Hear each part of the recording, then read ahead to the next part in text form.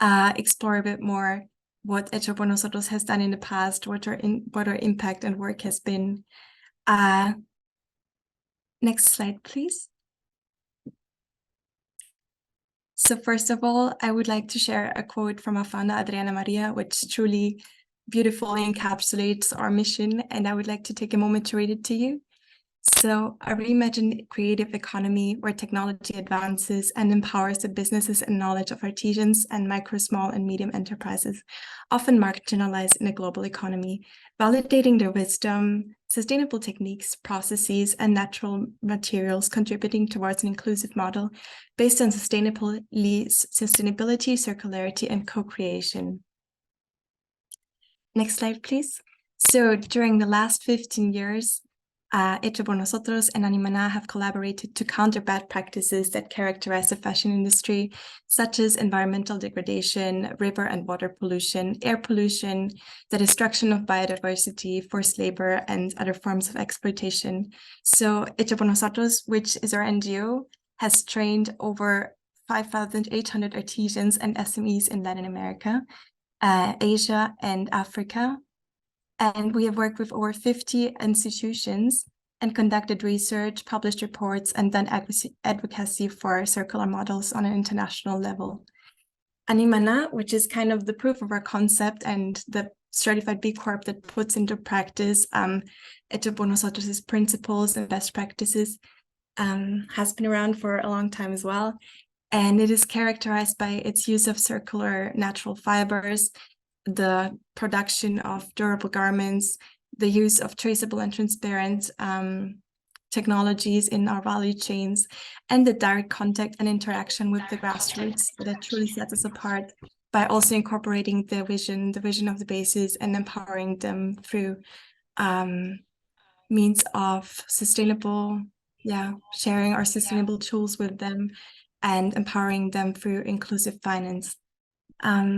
Next, I would like to give a brief overview over our aims, which in the end, next slide, please, is to build bridges and make connections. And that's what it is to be human, right? To connect. So we want to connect institutions and grassroots knowledge, merge different knowledge systems, so ancestral wisdom with modern techniques and technologies, allowing us to learn and collaborate and create innovative, sustainable models. And furthermore, we aim to bring together local and global problems and find sustainable solutions for them. We wish to showcase alternative visions of development and incorporate the voices of the grassroots and principles of circularity.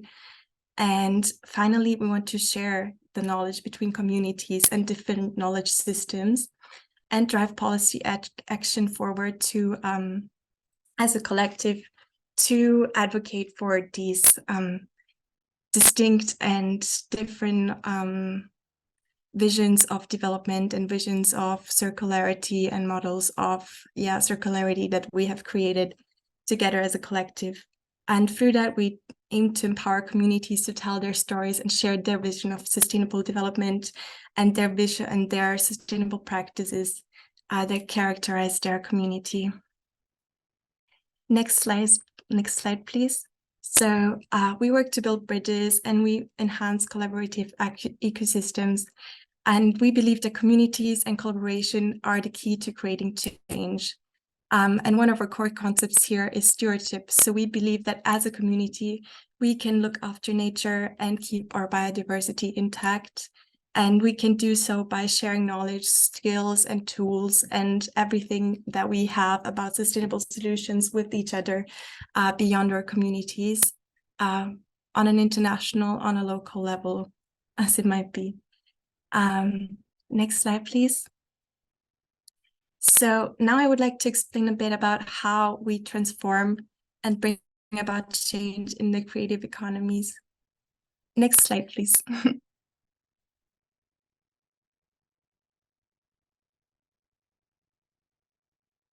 Next slide, please. If possible. Sí, sorry, but I have a problem. No está pasando, Gise, no sé qué sucede. No está pasando. Ahí está, no, para. Wait. Maybe your connection, it's going to... Perfecto, gracias.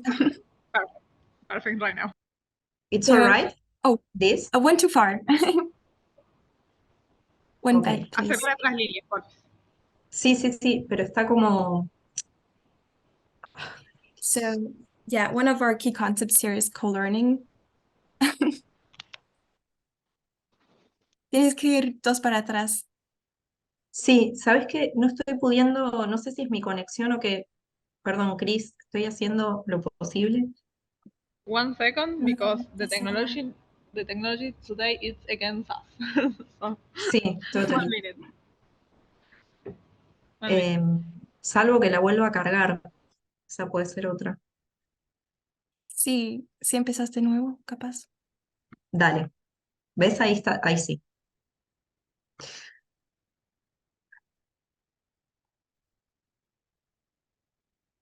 Estábamos acá en esta, ¿no? En esta. This one. Genial, gracias. I'm In so this sorry. one. Yeah, perfect. Thank you. So one of our key concepts here is co-learning, which we do through sharing knowledge and skills with the aim of spreading our best practices regarding the use of sustainable techniques, the sustainable use of water, the protection of biodiversity, and so on and so on. This also involves designing with intention and designing our products with empathy, taking into consideration the environment, the people that are involved in the production process, and so on. Our next core concept is connecting and co-creating, which we facilitate through mentorship and validating good practices to create more synergies and actually valorize the good practices that we have previously established. Our final concept is doing business and transacting, which we enable through transparency and transparency and traceability solutions and through a marketplace to establish trust in the value chains and do business in a sustainable way. And all of this then results in sustainable and inclusive value chains, which we work towards globally and collectively within and beyond our communities through collaboration, connection, co-creation. And as you can see, it's a very holistic approach. Next slide, please. Next, I would like to talk about our toolkit, which consists of 3 different parts and is innovative and created through co-creation and collaboration to generate the systemic change that we are looking for and give tools to artisans and SMEs and to the grassroots to be able to integrate them into the system and empower them and to effectuate real change. So one of our modules is design thinking, which is a very innovative way of doing design and thinks very holistically and broadly. Our next module is focused on materials, so it combines traditional textiles and ancestral textiles and natural fibers and techniques with next generation materials to again bring together the combination of ancestral wisdom and modern technologies. And our third and final module is circularity, which is crucial to protecting our ecosystem and biodiversity and of course reducing waste and water pollution. Next slide, please. So on next slide, you can see all of the factors and actors that come together in our ecosystem that we work towards to achieve the SDGs. So as previously mentioned, ancestral knowledge is central to that, to raise awareness, and large corporations, civil society, and governments are crucial actors as well. We aim to create connections with them and do advocacy work. And we aim to connect SMEs with the market and fully integrate them into value chains, as the value chains are very fragmented. Sometimes small and micro enterprises as well as artisans are left out of the system, and we try to fight against that. Moreover, global professionals play a crucial role in this, and we provide them with access to sustainable approaches. And on the next slide, you can see our progress, which we measure along 5 milestones. So part of that is leading by example, which is exemplified by our B Corp animaná that proves that our concept is actually working, that it's factable. Next, we use technology to scale up, for example, through a digital toolkit that I have previously presented and the work we've done with our website. We foster partnerships with SMEs we grow the global presence of our community. We have recently signed up new impact transformation leaders. And finally, we inspire through our results to grow our ecosystem on a worldwide scale. Thank you for that. And now to connect it a bit more to the topic of today, I would like to delve a bit deeper into Hecho por Nosotros' stance on biodiversity and take you on a small journey to Patagonia and to the Andes to talk a bit more about camelids, more specifically llamas, alpacas, vicuñas, and guanacos, as they are a central building block to maintaining the balance in Patagonia and in the Andean ecosystem. If you'd like, you can go to the next slide, please. And so part of our stewardship of protecting the ecosystems and biodiversity in this region is to keep alive the culture and everything that is connected with ancestral practices and protecting the way and actually creating awareness about the way humans have interacted with and now interact with nature, with the environment. And we aim to learn from these indigenous ancestral techniques and apply those to our production process, to our co-learning and co-creation processes, to our business, and integrate that knowledge into our value chains and into our awareness raising activities to be able to create connections between human and nature and reestablish that connection as is essential to our being. And best practices that we apply in this instance, for example, that we apply to our natural fibers would be regenerating farming and livestock techniques. So for instance, grazing techniques and soil management to protect the soil and protect the soil's ability to sequester carbon, for instance, and hold water and improve other elements of soil functionality. And furthermore, through that we protect ancient weaving techniques and natural dyes as we give artisans the tools to actually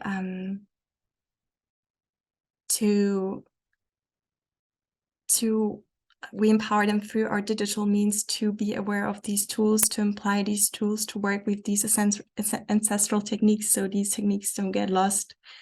Furthermore, we ensure a fair distribution of value, which includes inclusive financing, female empowerment, tools that I've presented previously, and education technology, for instance, illustrated by the project that we've done in the Nwachukwu region of Peru. And we protect, through that, we also protect the cultural heritage by preserving these techniques and foster local developments as we allow a lot of female artisans, for instance, to gain economic independence and sell their products on the local market. And all of this, the guanaco and sustainable livestock techniques also protect and restore biodiversity, both on the farms and in the surrounding landscapes. Thank you so much.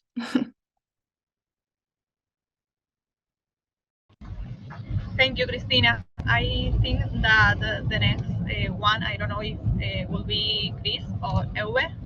Please go ahead. Thank you for the presentation and representation of Hecho por Nosotros.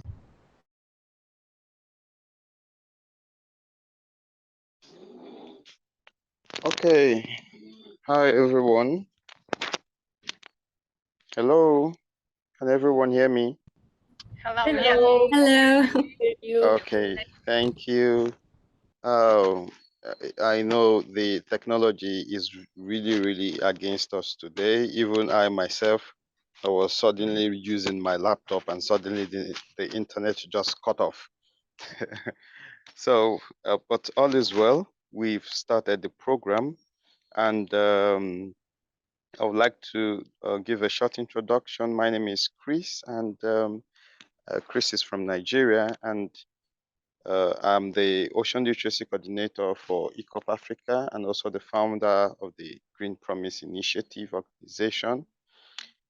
My work focuses more on environmental education, and hence in the European Marine Science Educators, I am the board director and a member of the association.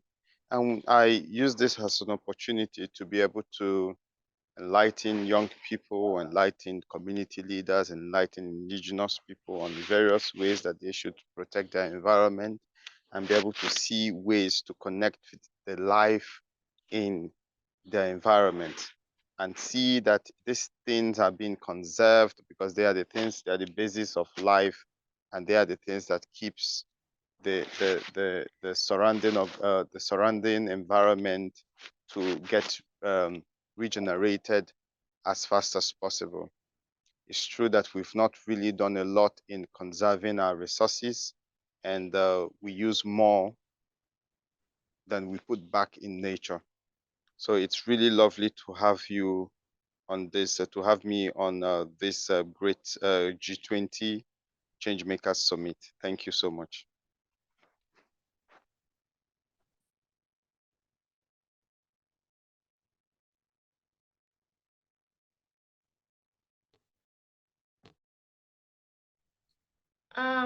I was thinking that Chris will go ahead with his presentation and then I'll follow suit. All right, Chris, you can continue. Okay, I think my slide, I sent my slide. My slide is not available. Okay, you cannot share your slide. You can share your No, slide. I think I shared my slide with Adriana. Okay, can you send this slide for to me by WhatsApp, the WhatsApp group? So I will be I able don't to. have it. I'm actually using my phone now. So my Okay. laptop is having some issues. That's why I was complaining of the technical Let me issues. check if I can It. get to your slide. Just give me a moment. And also Well, get I'm going to share the PPT with you, Rosie, for emails. 1 second, please. And we're going to say some minutes. I think I found here. There is two documents difference. There is one that it calls T20 doc and the other Unraveling the Connection. Who it is, Chris? Yes, it's unraveling the connections. Okay, perfect. I will download this and open, and I will be sharing the screen so you can start with your page. Perfect.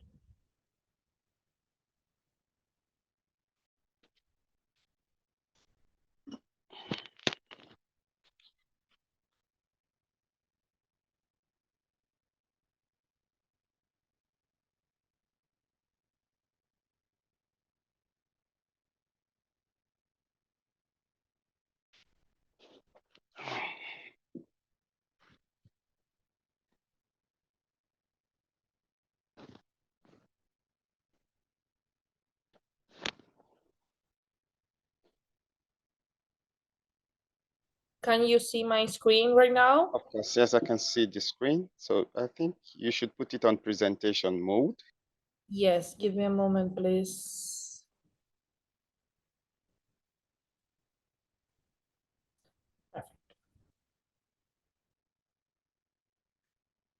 Go ahead, Chris. I'm here. Okay.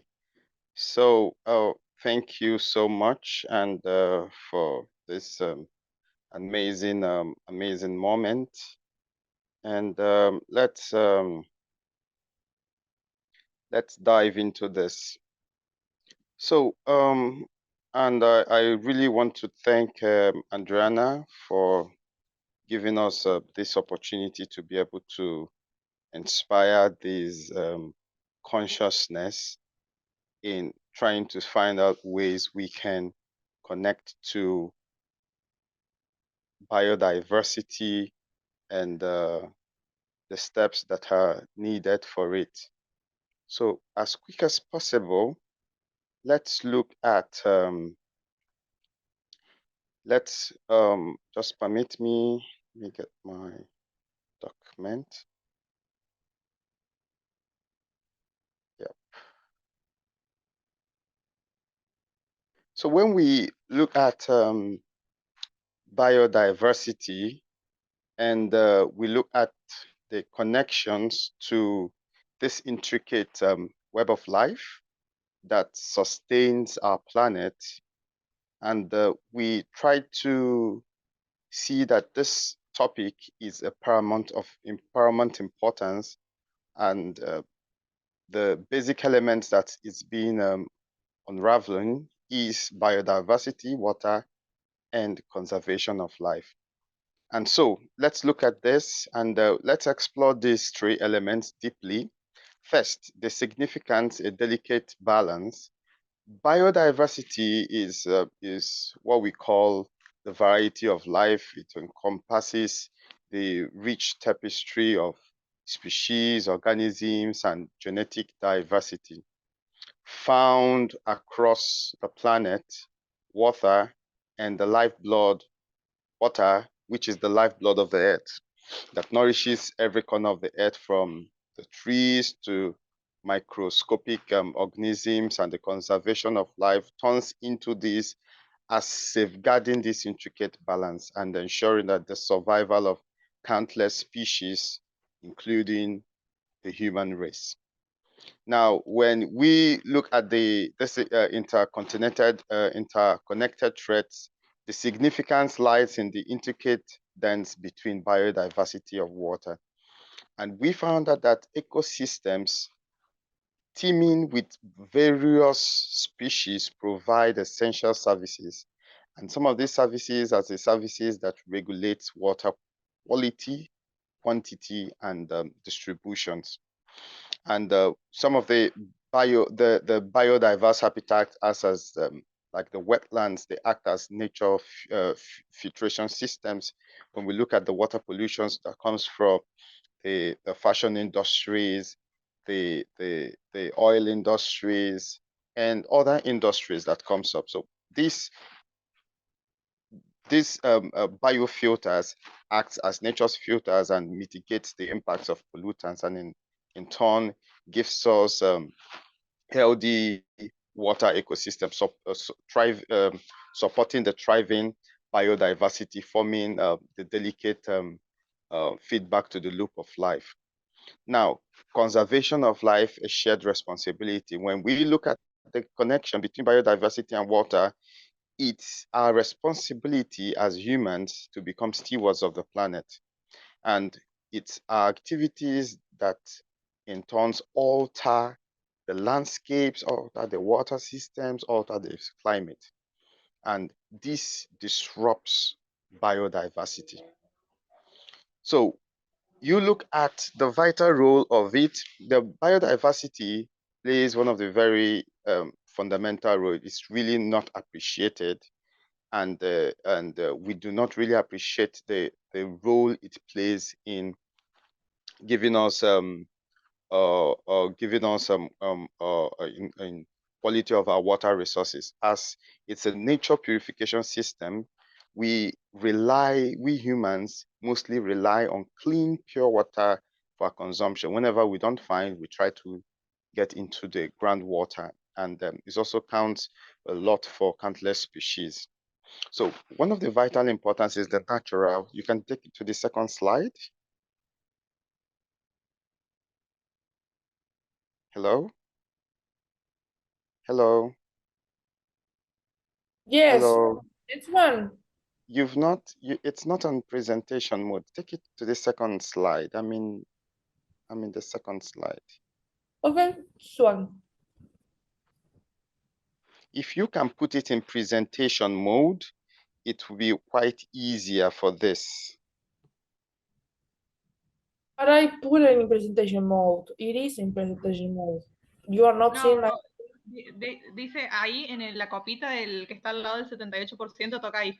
Y ahí va a estar en presentation mode. No, si ya la puse. La puse así, yo estoy viendo pantalla completa. A ver, espera.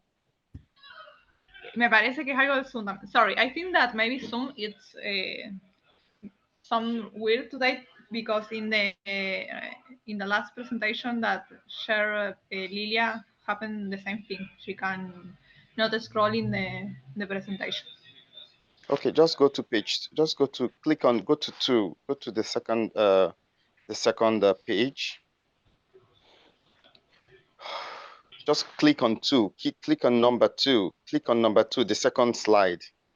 Yes, there is. Now it's in presentation mode. Okay, so give me a slide 3. Give me slide 3. Correct. Thank you so much. So that's how it goes. So we look at the natural purification mechanisms of it. And you look at forest to wetlands holds a myriad of plants, microbes, organisms that contribute to natural purification systems. And these components work in harmony to capture and break down pollutants, sediments, excess nutrients, otherwise that could find their ways into the water bodies.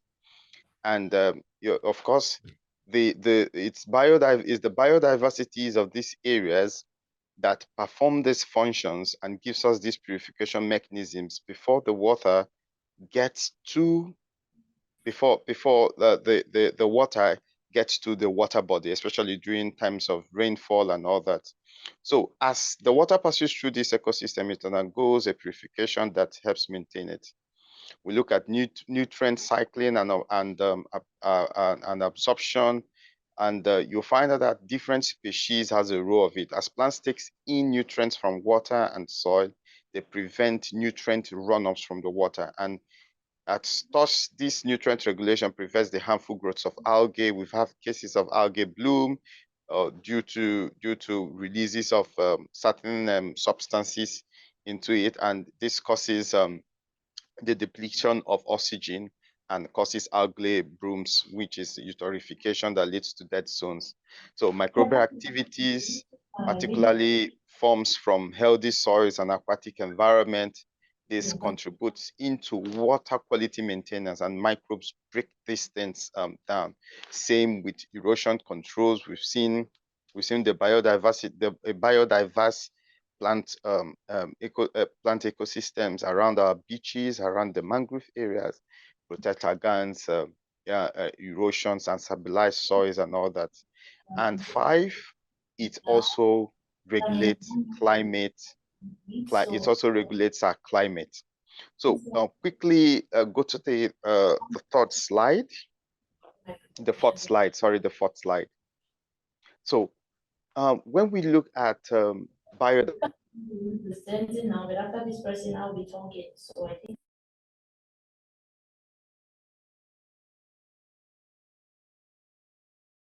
Chris, are you seeing? This is the fourth slide. Can you see?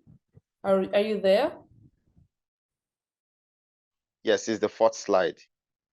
This is the fourth slide. Yes, this is. Yes. Sorry for the whole technical difficulties today. Now, when we look at biodiversity, we look at water scarcity, climate change, and this whole thing is a triple challenge we face in our current dispensation. Biodiversity loss, water scarcity, and they are all entwined together and form and presents to us a complex web of interconnections that demands urgent attention.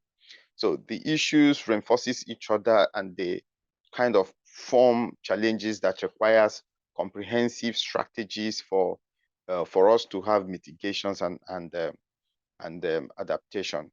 So 1, biodiversity loss amplifies water scarcity. As biodiversity diminishes due to habitat destructions, when we clear for our lands, for our farmlands, for our factories, for our buildings, it causes habitat destructions and pollutions. And this loses the ability to effectively manage water resources and biodiverse habitats and all this. So water scarcity itself threatens. You can see from the picture, you can see what water scarcity does. It has a severe threat to biodiversity. So many species, we have one of the worst cases of water scarcity happening it happened in Kenya last year and parts of East Africa. And so this disrupted the activities of species that are there, and it impacted in water flows and all that. So climate change itself aggravates the both issues. So one thing is climate change is just the grandfather of all. It's like a catalyst that makes these biodiversity loss and water scarcity, rising temperature, changes in precipitation patterns, and extreme weather conditions. It makes it to become what worse than it has been. So now let's look at, go to the 5th slide. So let's look at our threats for conservation now. Now, one of the very best thing you can see from the picture there, it's the European ecosystem, and you can see that this is actually a zone where land and water meet, and it's an intricate thread in the fabrics of our natural world. So these ecosystems are found around water banks, streams, water bodies, and they play a vital role in enhancing balance between the both aquatic and terrestrial environment. So let's look at the significance of this. Let's unravel it. First, it's a biodiversity hotspot. So Raffian areas act as heaven for diverse plants, animal species, because of the proximity of the water sources that are available to them. And two, they act as water guidance because they help to as a buffer to it's a natural buffer, filtering pollutants and sediments from running off to enter the water bodies. So same as the root systems, you see this in the mangroves. The root systems are there, stabilizes the soil, preventing erosion, reducing sediments, which can degrade water quality. Erosion control and prevention. So they also act as erosion control because of the roots of these things. It prevents and binds the soil together and prevents it from going from the sediments from choking it. So the fourth one is habitat connectivity, and we'll see that the Raffian zones are bridges between the aquatic and terrestrial ecosystem, fostering biodiversity and enhancing connections of species. So they can easily move between the land and water, utilizing the areas for breeding, running helter-skelter, and stuffs like that. And it also helps us to regulate our climate. So lastly, what are the conservation strategies for biodiversity? So as we stand in a crossroad, because we need water to wash, we need it for our domestic purposes, we need it for industrial purposes, and several other purposes for it. And we found that our studies have shown that one of the cases of places where we have water pollutions are majorly in the fashion industry, and fashion industries located in local communities do not actually have a way of getting back their water purified and sent back to the system. Rather, it's being discharged, and who suffers it is the owners of the communities that actually suffers from these things. So now, how do we be able to forge a path for a sustainable future to safeguard this delicate balance between these two critical components of life on Earth? First, within the ocean system, we talk about marine protected areas. So we should have marine protected areas, habitat preservation. So this is paramount because this will ensure that some critical hotspots are being safeguarded. So they will act as refuge for both the species, water sources, preventing water habitat destruction, and promoting natural water regulation, sustainable land management. Now, today we find out that the use of land today is not something that is sustainable, and especially from the agricultural industries, you see where nutrients that are used as nutrients, fertilizers, pesticides, and those things run off. And when they get to some of these places, of course, it doesn't it doesn't it doesn't it doesn't it doesn't it pollutes the water, and ensures some of them we have to have a way we limit the use of chemicals in our agricultural systems. So ecosystem restorations join forces with locals to do massive reforestations, especially places like wetlands, mangrove areas, and help rebuild habitats that have been destroyed. Today, I spoke with a very great friend of mine from Kenya, and he told me of when the government wanted to do some uh, in, uh, improvements, they had to destroy some habitats. And of course, what they did was to go there to do reforestation because those places are mangrove areas. And so this will improve it. So we need also integrated water resource management. So we need to balance water allocation for agricultural, human consumptions, and ensure that the ecosystem, maintaining ecosystem integrity, which is very essential. And climate resistant technology strategies should be employed in protecting both water and biodiversity, which will reduce our greenhouse emissions and prevent further habitat loss. Indigenous community engagement. This is very important, and education. So that's why as an educator, we keep on going to local communities to raise awareness about the value of water and biodiversity, because this is the cornerstone of a successful conservation. When you educate, you empower communities to take the conservation efforts together. We have international collaborations we should go for, just like what we're doing with support HSN, to see that these coordinated efforts and in having sustainable fashions that is obtainable in promoting, and this is vital for doing this. Then government on their own hand should back it up with policy and regulation. So now, one of the blueprints which I had to look into yesterday was the China National Wetlands, and as it's one of the shining parts to the coordinated efforts of reaching this. And when you look at the blueprint of it, it looked at a variety of wetlands, freshwater marshes, coastal estuaries in China's wetlands, and this plan was a direct response to the escalating threats of urbanization, pollutions, and climate change. And of course, we should look into it and see that this kind of things are being applied in our own. And we ourselves should try to do our own efforts in seeing that our water systems are maintained very well. So I want to thank you all for this opportunity. That's the last slide now. So thank you so much, and open for questions. Thank you.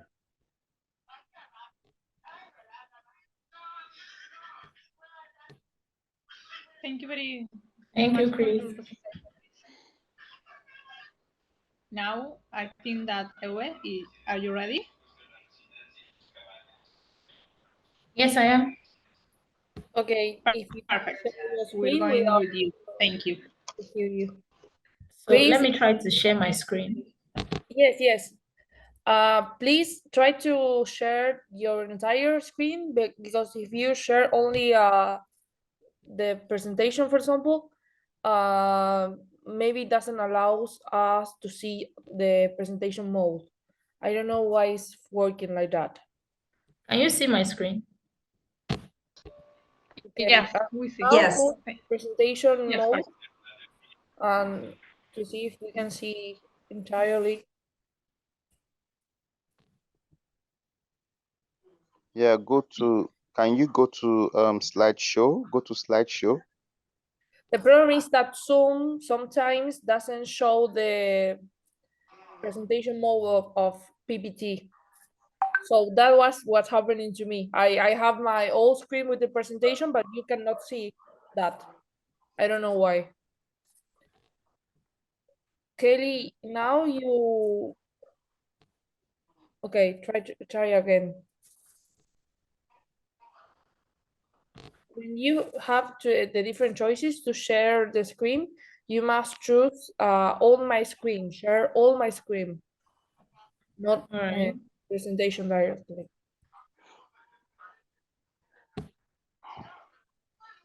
I don't know. I think if you have Christine, if you have her slide, you should help her to All right. do the presentation from your side, please.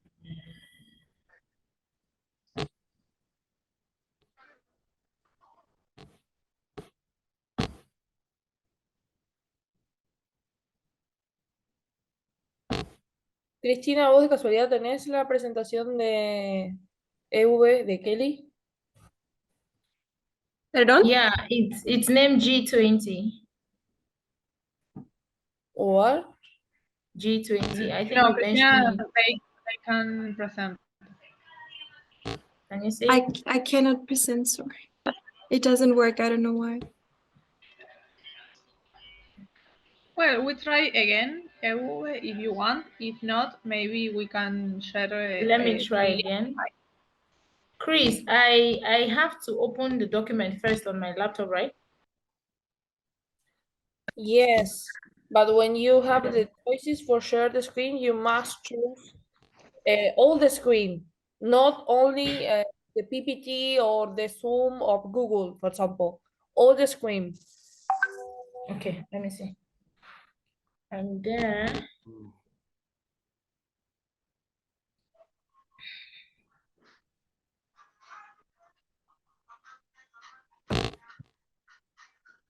right.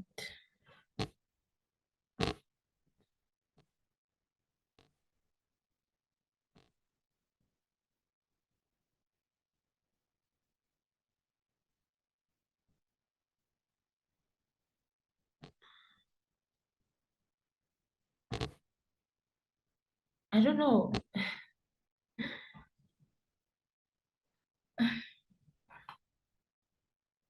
Now Go to you your are PPT. in your Go to the screen. PPT. Go to PPT. See it at the bottom. Go down. Go to the PowerPoint app. Down. Yes. Now Is it okay? Can you go to slideshow? Can you go to slideshow? See it in the tab. Look at it. Slideshow, not animation. Yeah. Slideshow Yeah, I'm there. from the beginning. Yes. Look at from the beginnings. Look at the one. option, Look at the yeah, first thing. No. that one. Okay. Have you clicked it? Yes. It has opening in the whole screen, right? In your computer.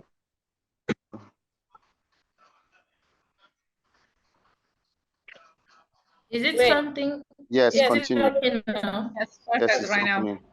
Yes. All right. Quickly. All right. Thank you so much again.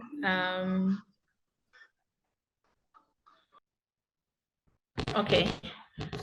My name is EWUBE Kelly, Laure EGBE. I'm a Cameroonian. I have a master's in water, environment, climate action, and human development. So I work in line with the SDGs. I'm also the founder of One Green Africa, and we are so much into environmental sustainability in action, not just in words. So we do advocacy, a presenter at the Changemakers G20 Summit. So I will quickly talk about unraveling the connection, biodiversity, water, and threats for conservation of life. So my first slide is talking about opportunities in the connection, within this connection. So biodiversity and water. First of all, let me throw light on biodiversity, which refers to the incredible variety of plants and animal species within the ecosystem, where we talk of what plants, they breathe water,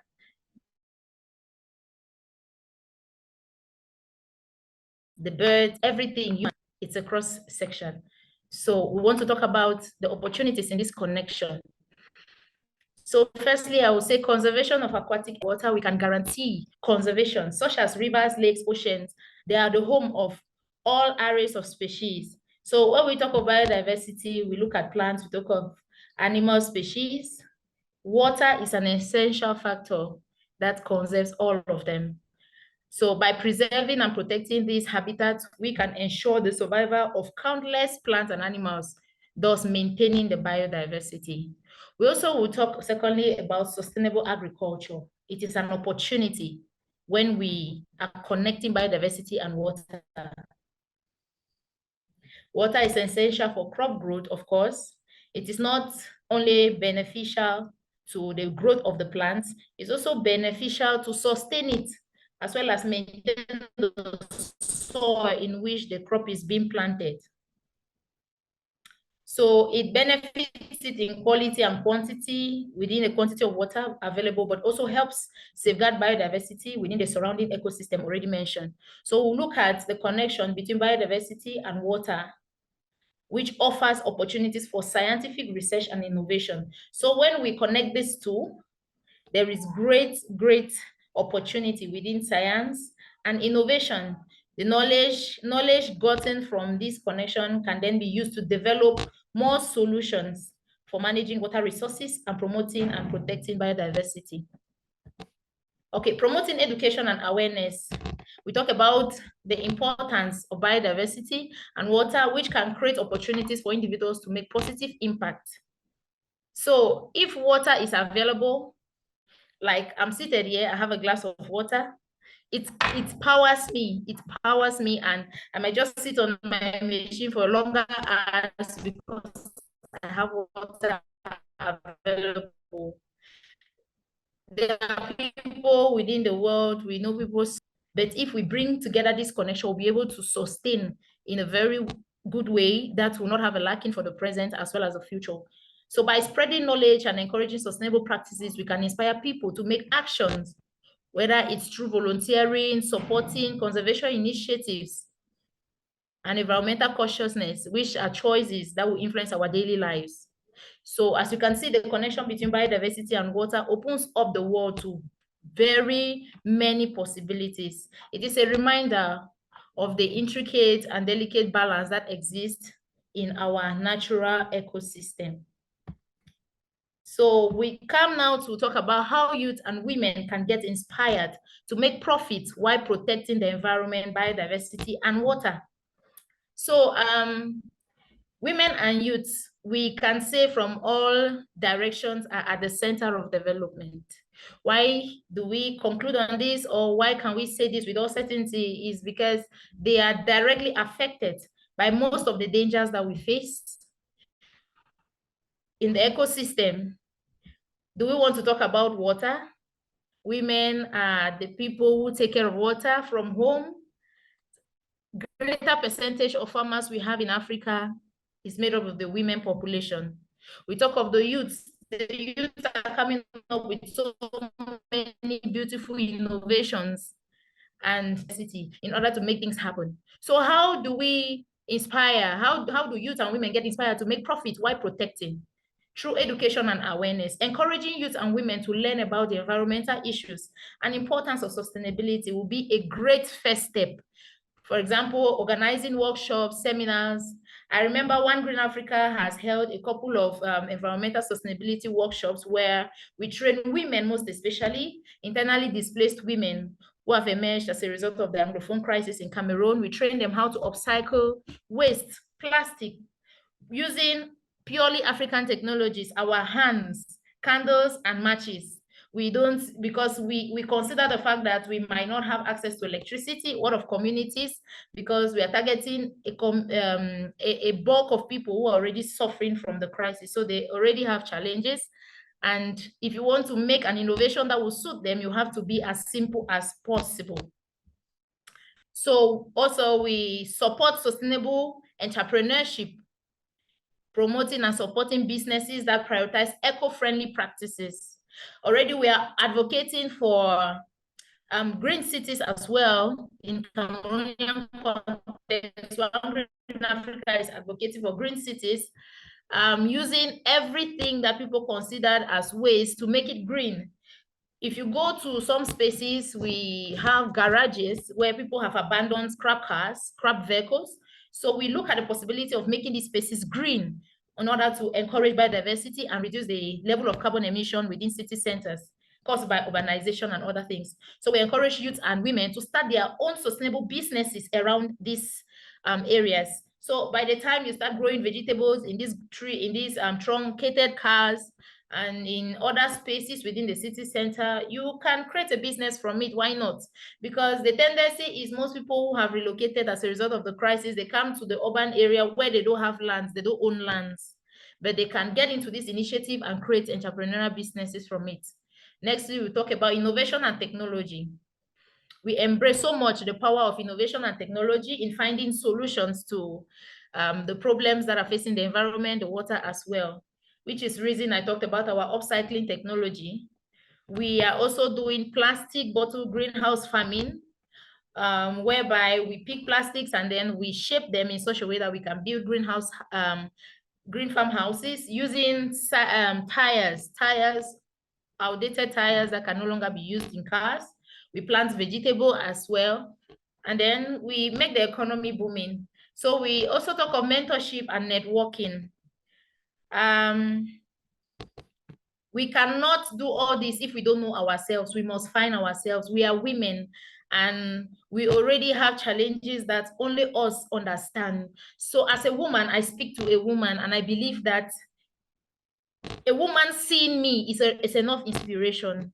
Yeah, because we have similar challenges. I know that, okay, on an average, I menstruate every month. She also menstruates every month. We have ovulation together, those kind of things. She can understand my shoes. She can really understand why and how I go about things based on the humanity perspective. So we do this networking. We advocate in spaces, in events. We even take advantages of some religious gatherings and we speak to women so that they can join us. As well, we talk to organization heads. We have UNDP where we meet with them in seminars. I also belong, I'm a member and an active member of the WASH Cluster Technical Working Group for Water Supply. So in forums like this, we actually talk about what is happening and how we can try to blend this connectivity between the environment, biodiversity, and water, even including the women perspective. So we look at collaborative initiatives which encourage youth and women to collaborate with local communities and government organizations. As I speak to you, we have a project that is going on within the communities where we are doing the water catchment protection project. We are trying to fence community lands that are sources for water, supplying the communities. So we collaborate with these communities. We have but when we get to this community, we use the PRA approach, participatory rural appraisal, whereby we make the community identify it as a problem. Because sometimes it's been said that I might have taken money from UNDP. Now, going to the community to implement such a project, I'm the one who has a problem because the community has embraced the fact that they don't have good water and they know how they go about their daily activities and they are not bothered. But I, who has taken money from UNDP, I need to prove how I've used that money. So when we use the PRA approach, we get to the community, we talk with these women, we talk with the men, you make them understand that they have a problem. They will be the 1 years ago, but now it has reduced. And then when you ask, why do you think? They start telling you because people are farming and this, that is them identifying the problem. With such an approach, I think it is working so much for these communities that I'm working with. And a lot more, I think, can be contextualized. All right. So we talk about the for conservation of life, to protect and preserve our planet's diverse ecosystems and species within them. So the threads, we look at biodiversity. This thread emphasizes the importance of protecting and promoting the variety of life forms on Earth. It involves preserving habitats, preventing species extinction. If we talk of species extinction, we have some species that as a result of no jobs, hunger, people really get into the forest and they do a lot of hunting. So this is where we come in. If we are talking about being youth advocates for sustainability, we should be able to educate these people that these animals they see, the monkeys, everything that they see in the forest, they are part of us.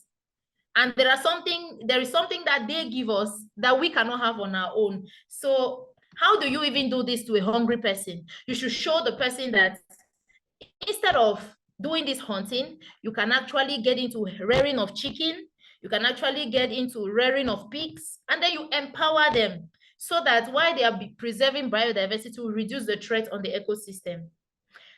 We talk about sustainable development. This thread aims to find a balance between human needs and environmental protection. It involves promoting practices that meet present needs without compromising or jeopardizing the ability for future generation. So it is what we are talking about, sustainability. So for Africa, we are talking about sustainable development by 2030, but if we look at our calendar, we are far gone already. 7 years left, but we are still very much behind. And we know the complexities, the challenges that we face as a continent, but we can't obviously stay behind and wait that things should be done. A more reason why little initiatives that matter are really coming up. I think that One Green Africa doing what it's doing is a starting point, and it's an opportunity for many youths, younger girls, street children. We go around and pick the plastic cups, the bottle caps, bring to us, we'll buy. So we tell them, if there is something hard that you cannot do, difficult, strain us, just do the least you can and we'll buy.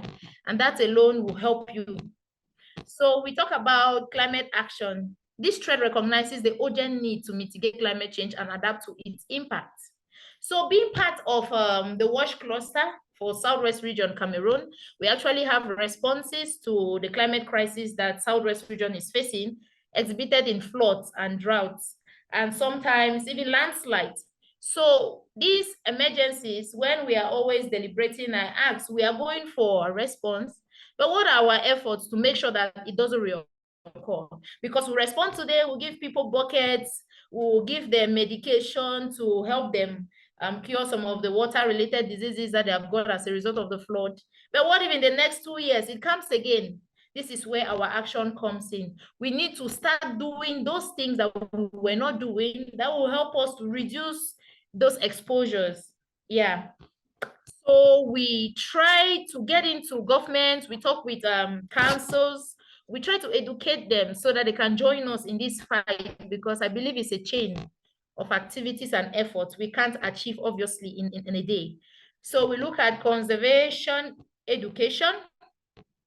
I think I've mentioned it already, which is it focuses on raising awareness. Yeah, we raise awareness to the government, to local councils, to the community, to women groups, a community where we'll have these children registered,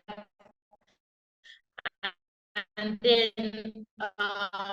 they will have their own livelihood that is coordinated by local councils. So we want to try and reduce the street children, the number of street children we have. Yeah, but we know already that we cannot eliminate it because the problem is complex. So lastly, we talk about policy and governance. Now, presently, let me just throw light that I am in Nairobi, presently in Kenya, where we are having a discourse, the IOM, International Organization of Migration. We're talking about strengthening youth voices for mobility in the context of climate change. So when we talk of policy and governance, we have the possibility as youths to influence. But when we, at the opening ceremony today, They said what we are going to discuss is going to be brought to the African Summit, Climate Summit in the next 2 weeks here in Nairobi. And from there, it will get to COP28. And then it is going to strengthen youth voices. And then my question was, okay, youth voices, I know of so many suggestions that the youths have given to educate the government, to influence policy, but the tendency is how many of these are put into place? How many of these are implemented and put in the laws the same way the youths delivered? That is another challenge. And so we should not stop as youths. We should continue doing the policy. We should continue influencing the government, because speaking to one is speaking to many. You don't know who is listening to you. That's why I take no chances. Any platform that will be useful, I use my LinkedIn so well in order to gain that visibility that can help the world know that something is really going on and it's time for us to influence change. And then I bring it to my conclusion, where I briefly say conservation practices are a step in the right direction for sustainability without any controversies. Women at the center of such discourses and practices makes this action less complicated and achievable for obvious reasons. So I'm going to end here, and I'm free to contribute to any questions. Thank you very much for listening. Thank you very much, EWUBE. We are the H4N team of coordination, so thank you. I will be there. First of all, sorry, I cannot put my camera on because my internet is very bad today. But first, I want to thank you for your valuable contribution. It was a unique perspective. It's always when Chris is involved, and thank you for your wonderful perspective, EWUBE. That approach you be taken, incorporating the notion of woman and gender, as was enlightening for me and for all as well. So thank you very much. I think that from Hecho por Nosotros, we have a lot path to learn about biodiversity, and it's clarifying this space. And thank you for being part and take the invitation. We hope that from now we can incorporate more often, because you, tanto Chris like you, have, like I say, great content to share from the theory and from to call to action. So that is some remarkable, the call to action that both taken today. So thank you. And I want to thank you to Christina for being part of this space, represent Hecho por Nosotros so well. So if anyone have another question, it's the moment. If not, my gratitude for all. I don't know if anyone have a final thought or something to share. If not, we are going to finish this wonderful exposition.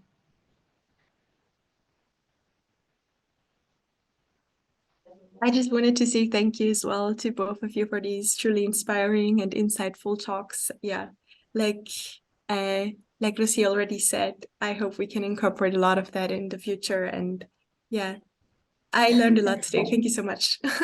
Yes, we all learn a lot. Thank you. I don't know, Chris, you have something to say, or you are?